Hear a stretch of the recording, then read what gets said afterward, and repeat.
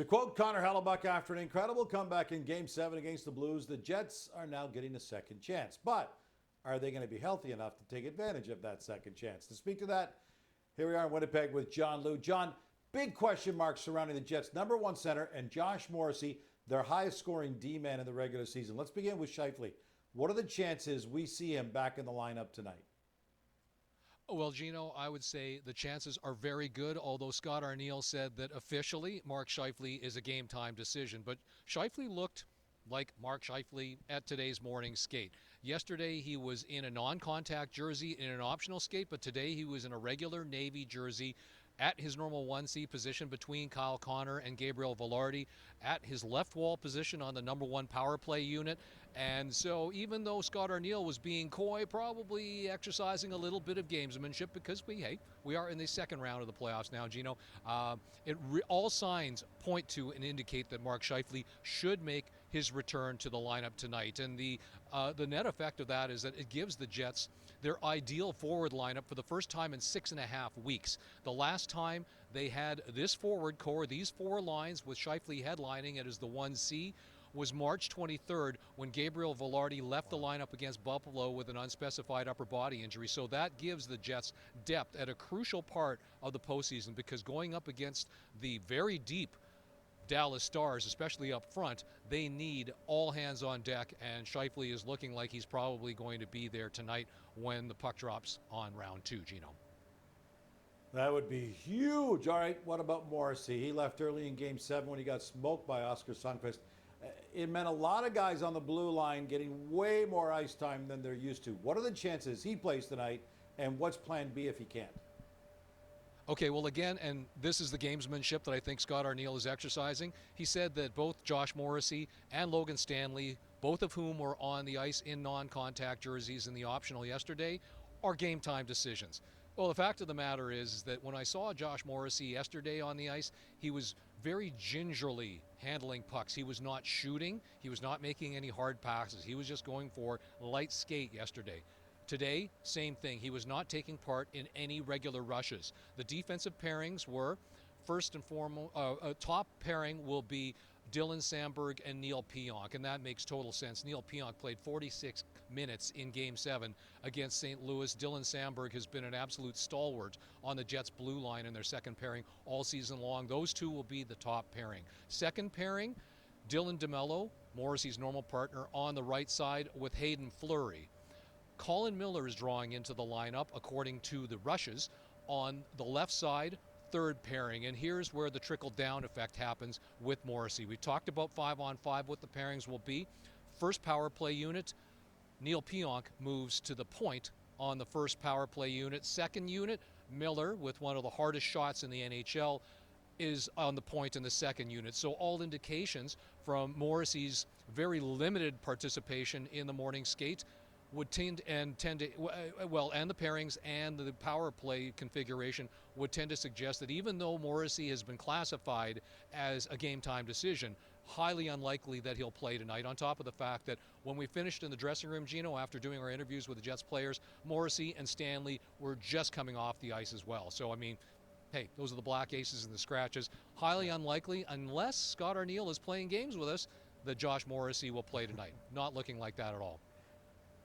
You were part of an incredible conversation yesterday with Connor Hellebuyck. He was incredibly open about what he called the mental grind of last round and how he now feels like the weight of the world has come off his shoulders. You followed this guy for years, Johnny. Given what you've seen from him in the past, do you have any handle on what you think we might see from him now moving forward after what he had to say yesterday? Yeah, Gino, the thing is that Connor Hellebuyck was so revealing and so honest and open in his comments yesterday. You talked about him admitting to the mental grind that he was going through, but also just the fact that he felt a weight lift off his shoulders in Game 7 after he had given up 3 goals on 16 shots just heading into the second intermission with the Jets down 3-1. In the dressing room, Neil Pionk revealed that Hellebuyck said to his teammates, they're not getting another one. And that Hellebuyck admitted to us that he said that he was not going to let his teammates down in OT.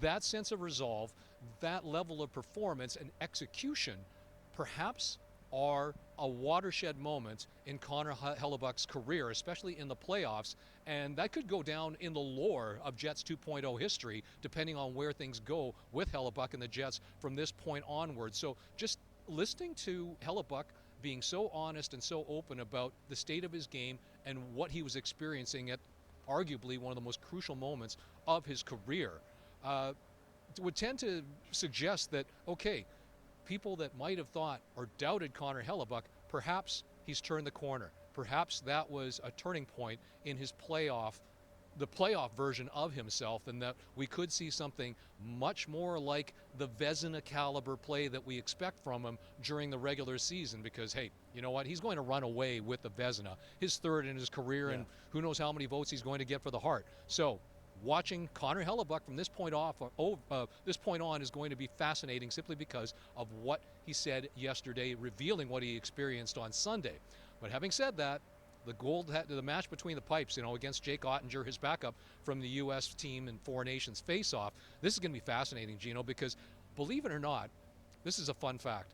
Jake Ottinger, with a much shorter career than Connor Hellebuyck, has made the same number of playoff starts in his career, 52 for both. And Ottinger has superior numbers to Hellebuyck in record, in terms of wins, save percentage, and goals against average in the playoffs. On top of the fact that if we're want to talk about recency bias, Ottinger's goals saved above expected this season, these playoffs, is 3. Hellebuyck's is -10. So there's a huge disparity in how these two goaltenders in this series are matching up, or how they've performed so far in the playoffs. And so that's going to be an absolutely crucial and fascinating matchup to watch the entire series, Gino.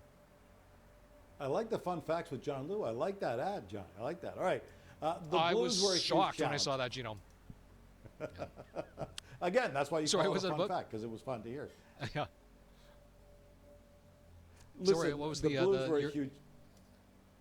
Yep. Sorry, Johnny. The Blues were a huge challenge for the Jets. We apologize for the delay. That makes these conversations a little difficult at times.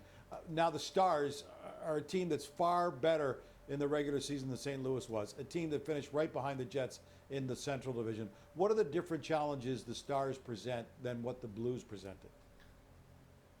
Well, no offense to the Blues, Gino, but the Stars, their top 9, the Jets players have talked about it. Scott Arniel talked about it. Their top 9, they have 3 scoring lines, 3 bona fide scoring lines, compared to the Blues, who had 2 scoring lines. Having said that, the Blues gave the Jets all they could handle. They forced them to come back in historic fashion. And now they're up against a team with a very extraordinarily deep top 9 that will get deeper tonight, very likely. Pete DeBoer said that Jason Robertson, who has missed the entire first round, it will be a game-time decision. But he practiced yesterday in Dallas. And how about this for a third line, Gino? Jason Robertson on the left side with Wyatt Johnston at center and Mason Marchment on right.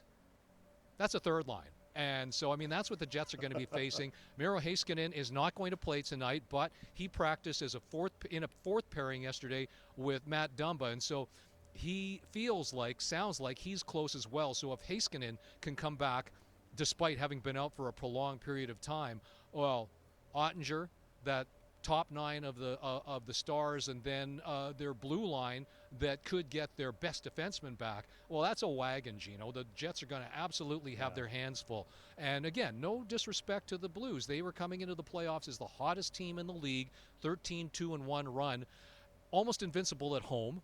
Well, you know what? The Jets get no breaks whatsoever facing the Stars, who arguably are even deeper and more skilled.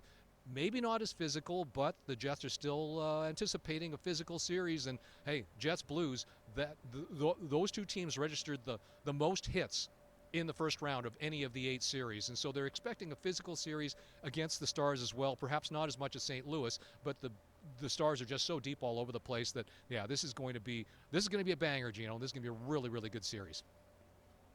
There's not usually a lot of pressure on the home team to start a new series, but given what's happened to the Jets on the road so far in these playoffs, there's a whole new sense of urgency on the Jets to win both at home before going to Dallas. John Lou has joined us from Winnipeg.